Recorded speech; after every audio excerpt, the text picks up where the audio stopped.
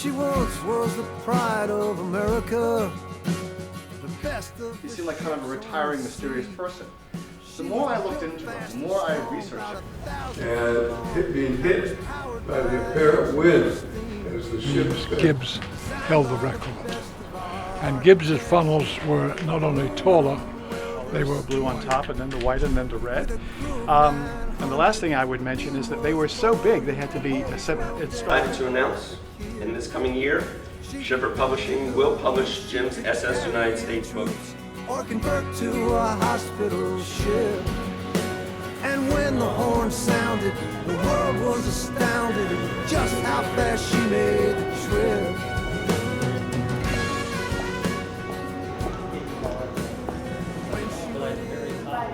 Above the white stripe of the phone, where it looks like a. Do you have images in here, I guess? Yeah, like a beacon star.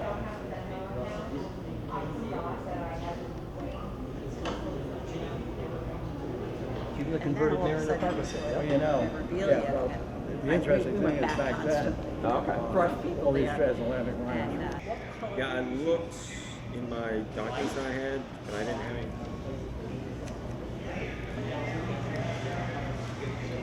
That's great. Oh my God, yeah.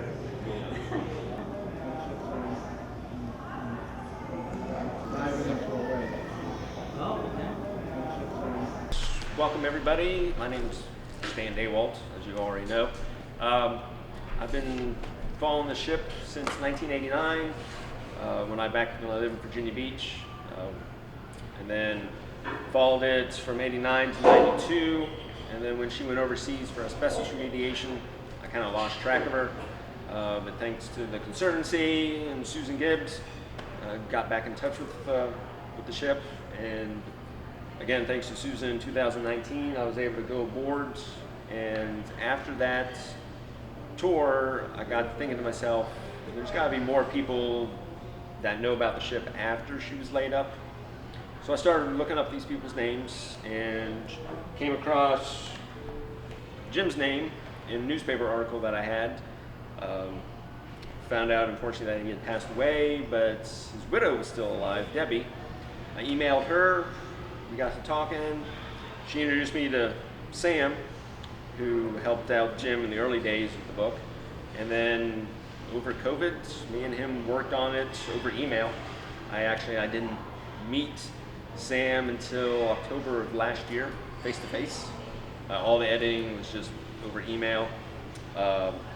Originally, we had submitted this to the Naval Press Institute, but they passed on it, and then Schiffer was good enough to allow us to publish with them, and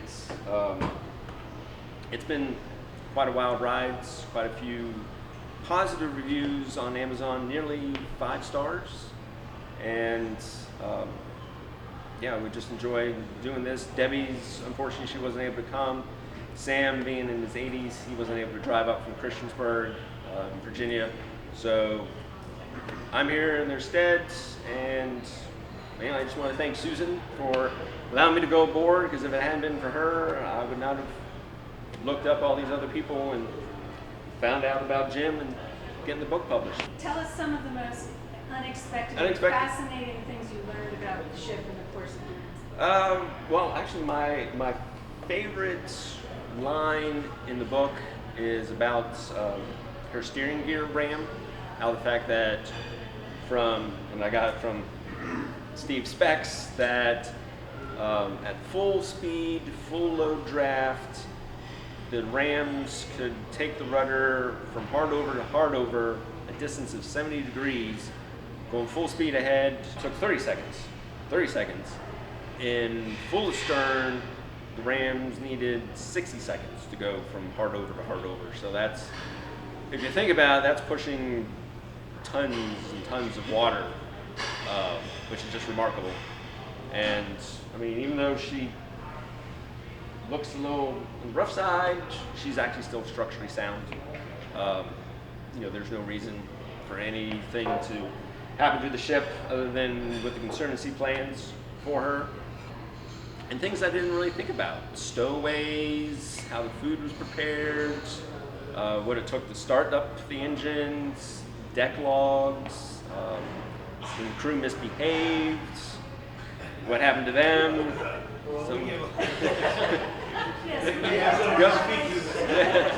The information that Jim had taken off the ship, I learned a lot more of it, and actually late last night I got an email from Bob Driscoll and a couple other guys that asked me who was the steel manufacturers for the ship, and fortunately I have a supply list, and it was Bethlehem and another outfit, Carnegie Steel out of Illinois. The fact that so many different firms in the United States built the ship, I mean, that list is remarkable, just how many people were involved in it. Apparently all 48 states contributed at the time. Yeah, that was a big selling point. Yeah. Some of those businesses are now out of business, or they've been absorbed into larger conglomerates. It's been a wild ride, and I've enjoyed every bit of it, and so glad to meet people who have connections to the ship and have a passion for it just as much as I do, young and old. You have a question, sir? Not a question. It's actually a statement. And you'll remember the first time I met you was probably about 10 years ago in this very cafeteria. So I just wanted to say welcome back, and a big congratulations on the book. You worked very hard on it, so I just think you deserve a round of applause. Thank you. And you said that James had passed away, and that you had reached out and contacted his widow. Right. So did he have just a volume of materials, and that's where, so that you kind of like took his ball and ran? I actually never met Jim. Mm-hmm. Right. He passed in 2016, and I didn't come on the project until 2019. But he was somebody who was very passionate about the ship as well. Yes. And he was a former ship caretaker when the ship was in Newport News at Norfolk. So he actually, his day job was that he was in charge of York County's mosquito control program. Okay, all right. But then he was also one of the ship's caretakers. Oh. And so became just obsessed with the ship, and was working on a book about the ship that ultimately was that's amazing. Yeah. So he really knew all the intricacies. Oh yeah. Oh wow. How many years did he do that? I'd say probably 7, 8 maybe, because he was there at the 84 auction, and probably started maybe 86, 87, and all the way up until she went overseas in 92. Because he was there pumping the ship out. There was one time where the ship broke free during a storm, and he had to get tugs out there to bring her back in. In the introduction, there's a photograph of the ship lit up at night. Yeah. And they got the electrical system working again. Local Chesapeake, Virginia guy, elevator guy, came and got like 4 or 5 of the elevators working again. Jim's collection was just like in these 4 giant bins with no organization to it. Right.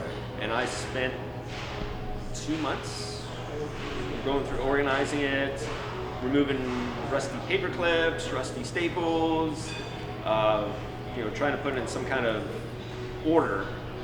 And a lot of the documents, some of them, you gotta think this was before computers. It was all, some of it was triplicate, quadruplicate. So a lot of it was that. He's had items from the ship. I've gotten stuff from Debbie.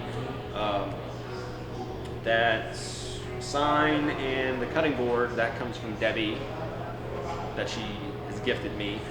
And then some other stuff I have in the house that I restored, which eventually goes to the Conservancy for placement back on the ship. One time I met Jim was in the spring of '92, after the ship was sold and before it got towed to Turkey, and he told me at that time he was preparing the book. So he was starting and working on it at that time. That was the only time, and he let me stand inside the B-deck gangway door about 5 feet, and that's the furthest I got in until some years later I was back to Turkey. he told me he was working on the book at that time, just like in 92. Oh, wow. That's awesome. Yeah, I often say this book, it took 3 years plus 22. Because he started in the mid 90s, and then we finished it up during COVID. So 25 years. Susan, you're related to William Francis Gibbs, the ship's designer, who actually grew up here in Philadelphia and became infatuated with ships upon seeing the launch of a great American liner, the St. Louis, in Cramp Shipyard just down the way. So it's quite poignant that was how he became obsessed with ships, and his beloved SS United States is here honoring him. So. If I may add an addendum, Yes. Grant Cosford was America's premier naval architect, and wasn't even trained in it. He was the most reverent and got his face on the cover of Time magazine. Yes, he did. He flunked out of Harvard. So. But is it true that he never missed a passing, like if it was going to like in or out of the harbor? He only was on board the ship during its maiden voyage, and my grandmother had first-class staterooms and a triumphal crossing. Yeah. Never crossed again, but yes, every time the ship returned to New York, he would get up early in the morning and go watch the ship from the Brooklyn Shore Parkway, watch her come in. He would call the ship every day while the ship was at sea to talk to the chief engineer and the captain and the commodore. And then of course was the first to board her when she would dock at Pier 86. It was an obsessive situation. Yes, exactly. Set the record using only 2/3 of the ship's power. Oh wow, yeah. Yeah. Chew on that. Well, she had 240,000 shaft horsepower. She could theoretically go to, if she was 49. Well, if she was up to her Navy 100% Navy rated speed, she could push 268,000 horsepower. They never went that full power. 10,000 miles without refueling. Yep. Typical of that time, she could generate more steam than she could ever consume, even if you had every auxiliary and piece of equipment that used steam running. She was more than capable of generating a lot more steam than that. Something I never thought about is when you're calculating the fuel economy, you can't just calculate what's going to the propellers, to the turbines. You have to figure the hotel load, because those generators were steam, and depending on how many people you had on board and the lights and all that, Air conditioning, evaporators, all kinds of. In later years, they found that in order to maintain the required service speed, they needed to use more steam, more fuel, and they couldn't figure out why. But it turned out it was because the paint on her keel, on the bottom thickness, was creating more drag. So when they figured that out, the next dry dock, they stripped the keel down to bare metal, repainted her, and her fuel economy came back in line. If you do the digging, which is Susan. Thanks for doing the digging. One thing I do is a lot of digging. That's one interesting thing most people don't realize. You'd actually think propeller shafts run parallel to the line of the ship and out the stern, but in most cases, in order to provide proper water flow, the outboard propellers are actually angled outward, as well as all of them going downward. So they're angled outward, but the inner pair actually are angled slightly inboard. So they're actually not parallel to each other, but they get closer together where the propellers are than where the turbines that run them are, ever so slightly. And that would come to the fact that Mr. Gibbs said whatever necessary to provide the best water flow and increase speed, he dictated. And I haven't seen that on any other twin screw or quadruple screw vessel where the inboard shafts are not parallel to each other. This is the only one I've ever seen. Not that might not have been on some other ship, but that was a surprise to me that I learned many years ago. Wow. Yeah, well, again, thanks everybody for coming. We're here for another 45 minutes, and then afterwards we're going over to Miller's Ale House for some drinks and food. You're more than welcome to join us and carry on. She was withdrawn from service because of the earning of the United States lines. Then they offered up all of her furnishings when the financing promise fell through. And then she went up for auction, despite all the talks and objections of more than a few. Now it's all so unjust how she rests and she rusts, despite all of the efforts made. And now the procession is asking the question, can this great lady be saved? The SS United States Conservancy, we're trying